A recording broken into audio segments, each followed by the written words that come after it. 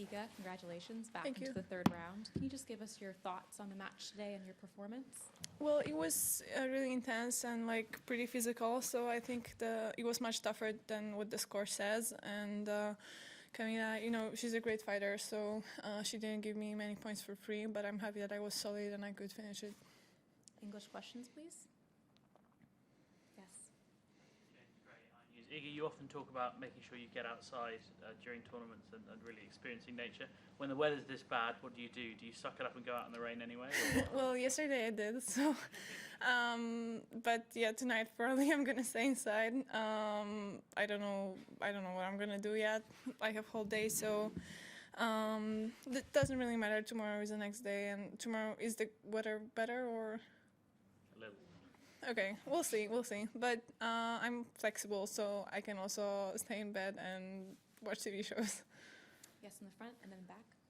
You mentioned in the post-match interview having to hide under a tree for about half an hour in your work last night. I was wondering where in Melbourne that was. And I'm not going to tell you. That's my spot right now, so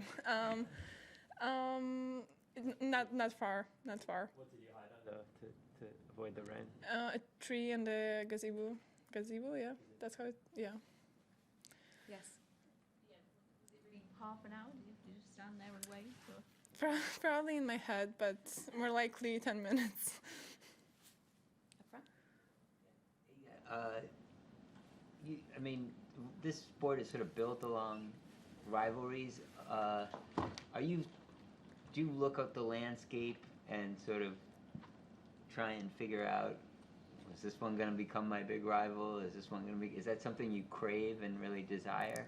Not really, because I feel like our journeys are pretty, like, a lot of unexpected things happen, so it's kind of hard to predict where we're gonna be in like 2 years, but no, not really. Like, I feel still that I'm younger than most of these girls that are in top 10 right now, so I don't feel like that. I'm just, for sure, I feel like against some players, I don't know, like Jessie, I played like 5 or 6 times last year, so it feels like we just played a lot and we know each other's styles pretty well, but I don't treat it as a rivalry.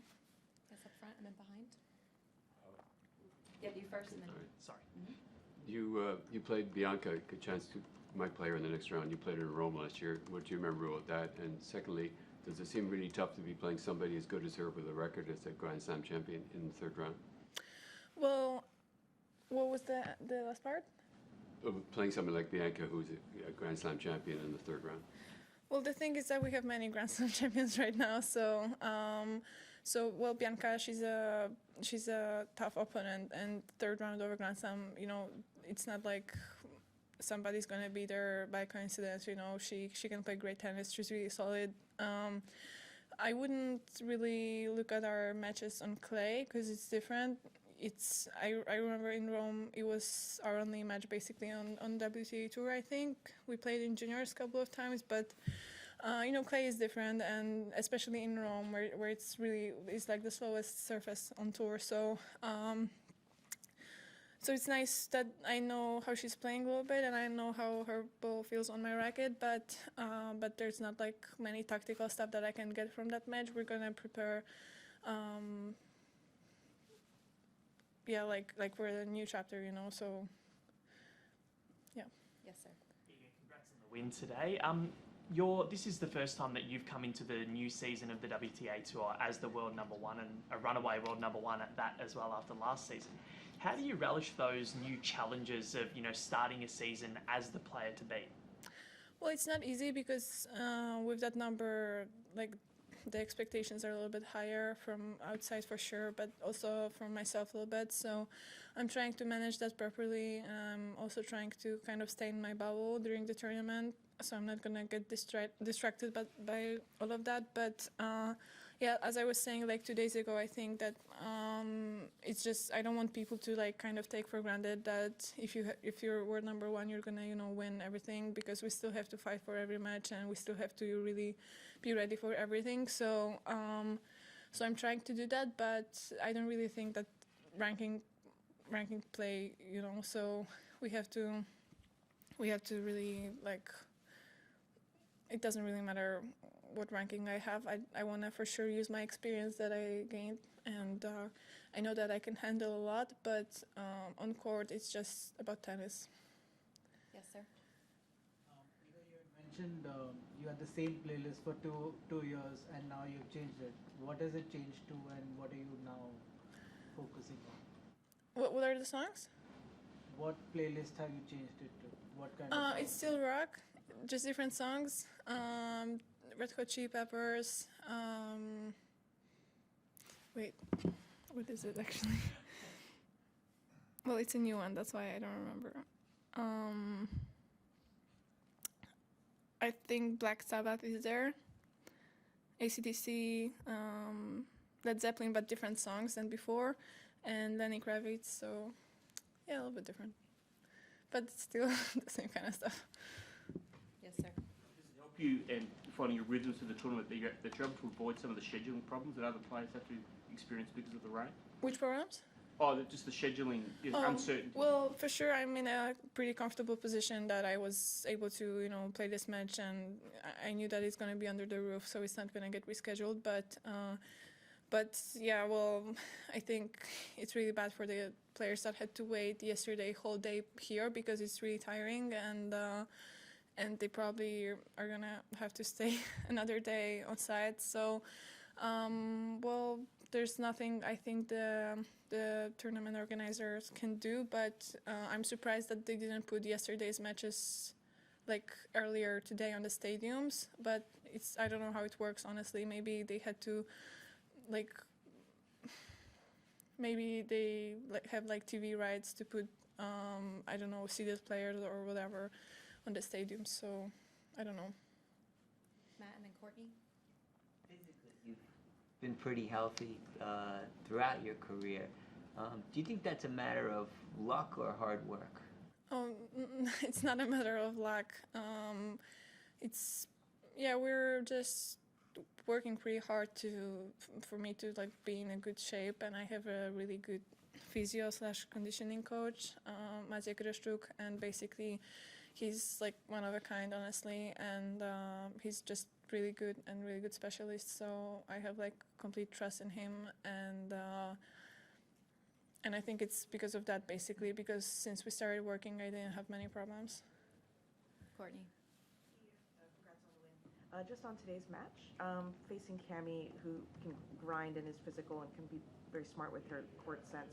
Just curious how you kind of problem solved and worked your way through the match. What was kind of the game plan going into it, and through it, did you have to make adjustments in terms of pressing a little bit more or pulling back? Honestly, we never played each other, so I also didn't know what to expect.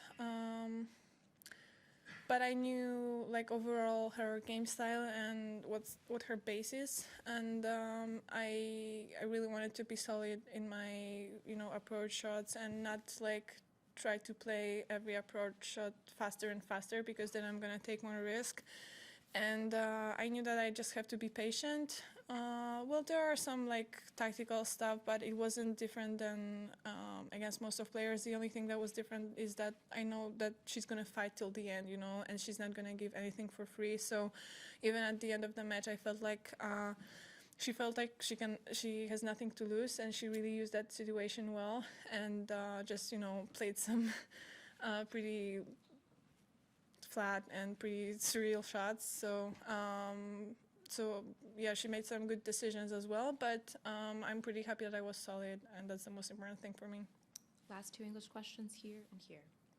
I understand you read a lot. I was wondering what book you were reading during the tournament, and also when you got caught in the rain, if you took a photo, if you could share it with the organizers when you were hiding it in the rain yesterday. But why would I do that? We just thought it might be an interesting photo. I mean, What book you're reading, if you're reading. I don't know the English name. Do you know the name, Daria? It's wait. Sorry.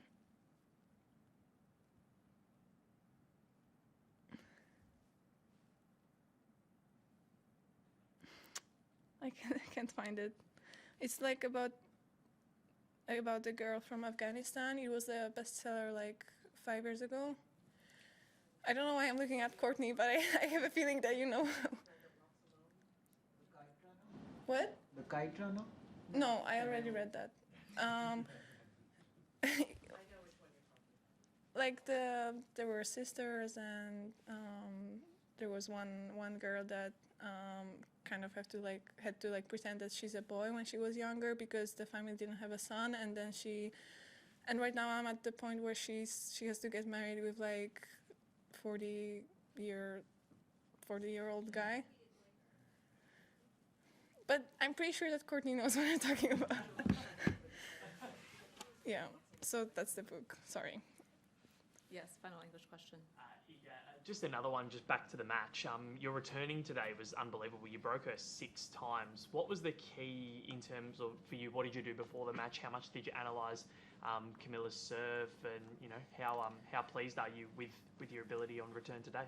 Well, I'm not analyzing a lot. It's usually my coach who does the whole statistic thing, and he just comes to me and tells me what to do, because I think if I would analyze by myself, it would distract me more, so I'm more focused on the technique, and I really wanted to.